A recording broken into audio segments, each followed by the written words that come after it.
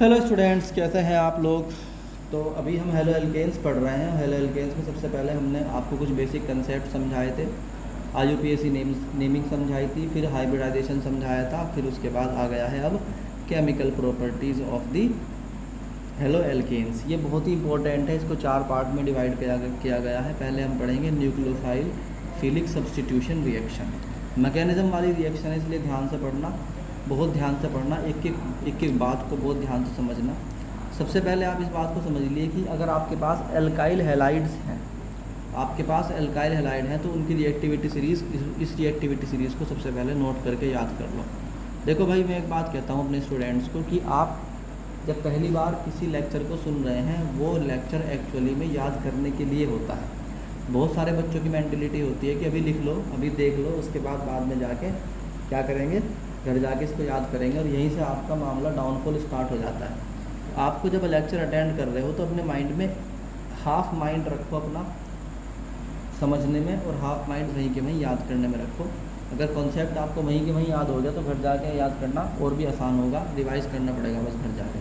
सबसे पहले आप रिएक्टिविटी सीरीज़ याद कर लो। एक नंबर में बोर्ड में पूछी जा सकती है कि what is the reactivity series of the halo alkane. तो ये क्या होगी, RI, RBr, RCl और RF। सबसे कम जो होती है रिएक्टिविटी वो RF की होती है। चलो, there are 4 groups in which the chemical reactions of alkyl halide या halo alkanes are divided. 4 group में तोड़ी गई है इसको। सबसे पहले होती है न्यूक्लियोफिलिक सब्स्टिट्यूशन रिएक्शन। सबसे पहले आप इस बात को समझो कि what is the meaning of nucleophilic. कुछ रफ वर्क भी करेंगे थोड़ा थोड़ा सा। देखो भाई, सबसे पहले आप समझो व्हाट इज़ द न्यूक्लियोफिलिक। ये न्यूक्लियोफिलिक होता क्या है। देखो, आपके पास आयंस 2 तरह के होते हैं। एक तो होता है आपके पास कौन सा, पॉजिटिव आयंस,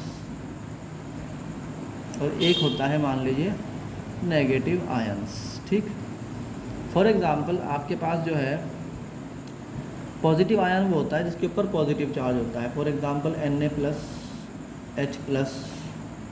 Mg++, ये क्या है, सब पॉजिटिव आयन्स हैं। इनको नोट कर लीजिए अच्छी तरीके से।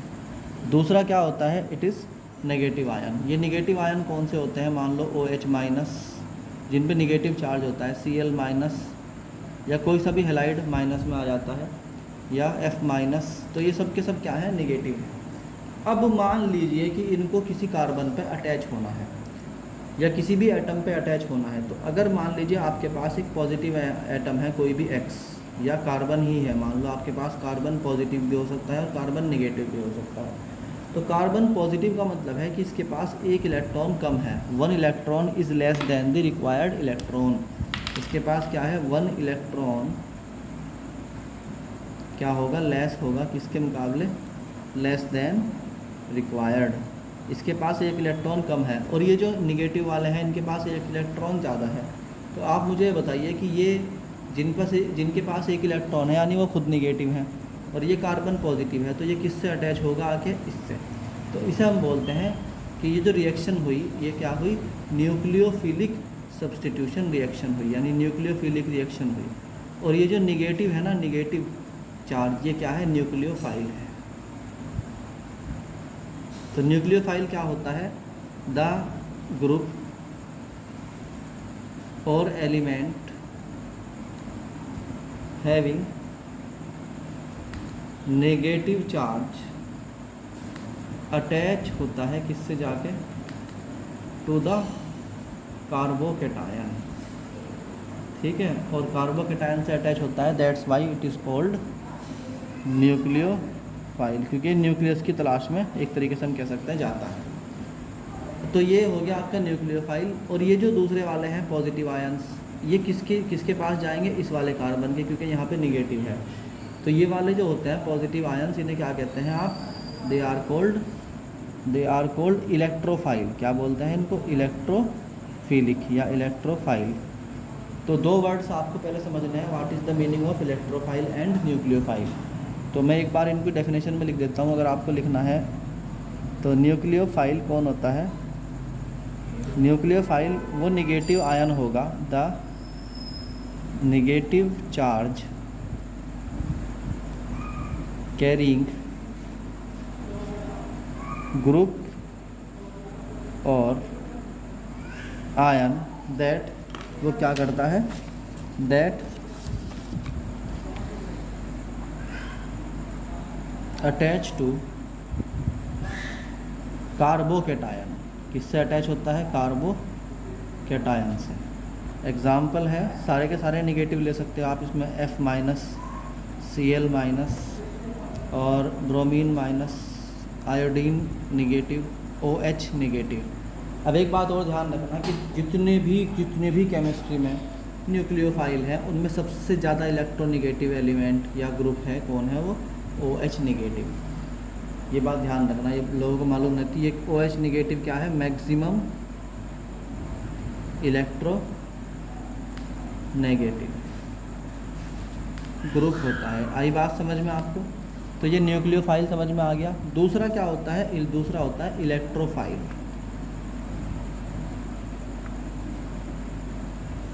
इलेक्ट्रोफाइल या इलेक्ट्रोफिलिक क्या होता है? तो इसके अपोजिट होगा, यानी the positive charge carrying group, positive charge carrying group और आयन दैट क्या होता है? अटैच होता है किससे? टू कार्बो एनायन से। यानी ये जो है C+ से जाके अटैच होंगे, ये सब के सब किससे होंगे? C+ से। और ये वाले किससे होंगे? अटैच होंगे किससे? To C negative. अब ये C निगेटिव से कौन अटैच होगा भाई? या किसी भी, मतलब C तो मैं बता रहा हूँ, वरना कोई भी एटम जिसके ऊपर नेगेटिव चार्ज है उससे जाके अटैच होगा। तो फॉर एग्जांपल सोडियम प्लस हो गया, हाइड्रोजन प्लस हो गया और Mg++ हो गया, ETC। आई बात समझ में? तो पहले इन दोनों को अच्छे तरीके से नोट कर लो, फिर आगे चलते हैं। तो अभी हमें आपको एक रिएक्शन पढ़ाने वाले हैं, this is nucleophilic substitution reaction. इसमें ये बात तो आपको समझ में आई गई होगी कि कोई न्यूक्लियोफाइल है, कोई क्या है बच्चों? न्यूक्लियोफाइल है, मतलब जो खुद अपने आप में एक निगेटिवली चार्ज्ड ग्रुप या एलिमेंट है। वो किसी ऐसे कार्बन की तलाश में आता है जिसके पास गुंजाइश है इसको जोड़ने की। अब ये बात आपको पता ही है कि जोड़ेगा कौन? जो खुद अपने आप में पॉजिटिव होगा। तो मान लीजिए आपके पास फॉर एग्ज़ाम्पल एक कंपाउंड है CH3 या C2H5 C2H5Br है, या आपके पास CH3Br है। सबसे पहले आप एक कंपाउंड को क्या कर लो भाई? इमेजिन कर लो कि आपके पास ये है। तो देखो होता क्या है, मान लीजिए आपके पास यही वाला, आपने क्या करा? एक मिथाइल ब्रोमाइड ले लिया। मिथाइल ब्रोमाइड का स्ट्रक्चर ध्यान देखो। मिथाइल ब्रोमाइड में यहाँ भी हाइड्रोजन, यहाँ भी हाइड्रोजन, यहाँ भी हाइड्रोजन और यहाँ क्या है? ब्रोमीन है। अब यहाँ मान लो एक न्यूक्लियोफाइल आता है जिस पे एक निगेटिव चार्ज है। ये न्यूक्लियोफाइल इस कार्बन को बोलता है कि भाई मुझे तेरे से अटैच होना है। ये कार्बन रिप्लाई करता है कि भाई मेरे से पास तो पहले से ब्रोमीन क्या है भाई? बोलो, अटैच है। तो ये बोलता है कि भाई मैं इससे ज़्यादा इलेक्ट्रोनिगेटिव हूँ, मैं इससे ज़्यादा इलेक्ट्रो बोलो क्या हूँ? निगेटिव हूँ, तो तुम्हें मुझको जोड़ना ही पड़ेगा। तो ये कहता है कि इसको तुम्हें जोड़ने के लिए तुम्हारे पास निगेटिव चार्ज है, तो तुम्हें जोड़ने के लिए पहले मुझे इसको हटाना पड़ेगा और अपने ऊपर पॉजिटिव चार्ज लाना पड़ेगा। तो ये क्या करता है? ये इस ब्रोमीन को कह देता है कि भाई तू इलेक्ट्रॉन ले और जा, तो इलेक्ट्रॉन ले और जा और मुझे छोड़ दे। तो मतलब मैं अब 3 हाइड्रोजन के साथ एक पॉजिटिव साइन के साथ हूँ, क्योंकि मेरे पास जो एक इलेक्ट्रॉन था शेयर्ड, वो तो ब्रोमीन ले गया। तो अब मैं बोलता हूँ कि भाई अब तुम आ जाओ, क्योंकि तुम्हारे लिए यहाँ पे क्या होगी? कंडीशन बन गई, नाउ यू फॉर्म CH3OH, क्योंकि तुम यहाँ आगे जुड़ सकते हो। ये वाली रिएक्शन न्यूक्लियोफाइल सब्स्टिट्यूशन रिएक्शन होती है कि जब एक पहले से हैलाइड मौजूद है, उस हैलाइड को किसी दूसरे हायर लेवल के न्यूक्लियोफिलिक से क्या करना? रिप्लेस करना। और जैसे अब एक बार और देख सकते हो CH3Br में Br को हटा के OH आ गया है। इस तरह की रिएक्शन न्यूक्लियोफाइल सब्स्टिट्यूशन रिएक्शन कहलाती है। तो इसी बात को हम पढ़ेंगे, nucleophile substitution reaction. In these reactions halogen atom of alkyl halide is replaced by the nucleophile. जो हेलोजन है एल्काइल हैलाइड का, यानी X ये वाला, इसको रिमूव कर दिया जाता है, इसको हटा देते हैं और रिप्लेस कर देते हैं, और इसकी जगह कोई न्यूक्लियोफाइल आके उसकी जगह ले लेता है, और वो जो हैलाइड था, जो हेलोजन ग्रुप था, वो सेपरेट हो जाता है इलेक्ट्रॉन लेकर। इस रिएक्शन का एग्जाम्पल भी है। इस रिएक्शन का एग्जाम्पल है कि मान लो आपने इथाइल क्लोराइड लिया C2H5Cl, इसका नाम रख सकते हो आप। बार बार केमिस्ट्री में अगर आप कंपाउंड्स के नाम बार बार रखते हो तो उससे आपको नाम याद हो जाते हैं।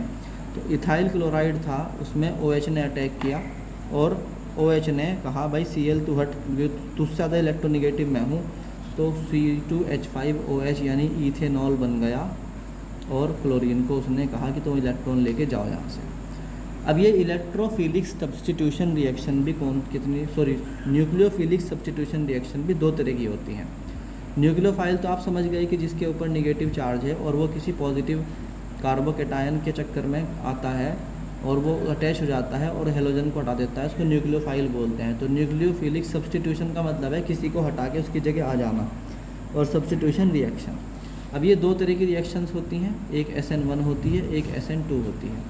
जो SN1 रिएक्शन है हम उसको पढ़ेंगे, फिर उसके बाद SN2 रिएक्शन को बोलो भाई क्या करेंगे, पढ़ेंगे। तो आ जाओ, सबसे पहले हम पढ़ाते हैं आपको what is the SN1 reaction. अब देखिए, मान लीजिए कि आपके पास SN1 रिएक्शन आपको पढ़नी है। देखो भाई, SN1 और SN2 एक ही बारी में आप समझ लेंगे और उसके बाद फिर सीधे आप इसको क्या करेंगे, बस सीधे आपको डेफिनेशन लिखनी है भाई। मगर एक काम करना, इसको ना ऐसे लिख के कि ये रफ वर्क है या प्रैक्टिस वर्क है, कुछ भी लिख के इसको अपनी कॉपी के अंदर ज़रूर नोट करना, क्योंकि ये जो है ना, जो मैं अब करवा रहा हूँ ये बहुत इंपॉर्टेंट है, बहुत ही इंपॉर्टेंट है। इसे करने से बाद में जो आप पढ़ेंगे ना SN1 और SN2 रिएक्शन, तो आपको बहुत जल्दी याद हो जाएगा। देखो, वही वाला मैटर पहले वाला कि भाई C2H5Br है और एक न्यूक्लियोफाइल यानी मान लो कि OH निगेटिव आना चाहता है और वो कहता है कि भाई तुम जो है मुझे जगह दो, मैं आ रहा और मुझे Br को हटाना है। अब इस Br को हटाने के लिए दो तरीके हो सकते हैं। कितने तरीके हो सकते हैं?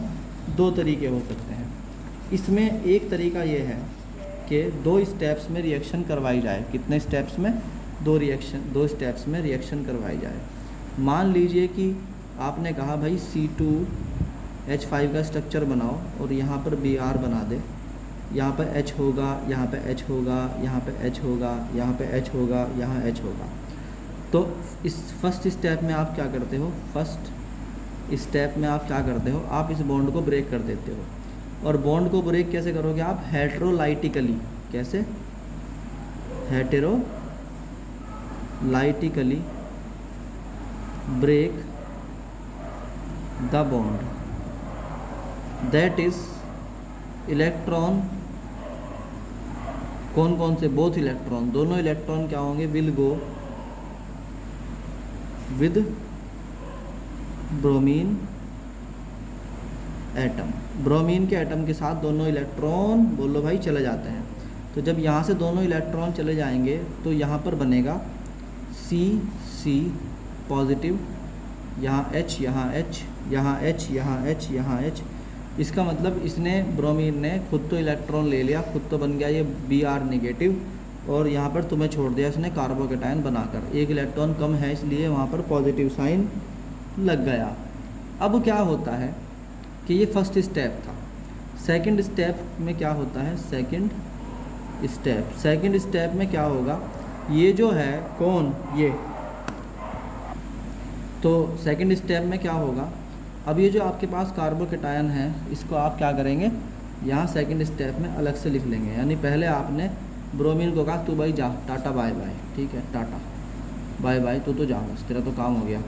अब जो हमारे पास बचा हमने इसको लिया और इसको लेके हमने अलग से एक दूसरे जो है इस स्टेप में रिएक्शन कराएंगे। और यहाँ पर हमने कहा कि बस भाई OH माइनस अब तू आ जा।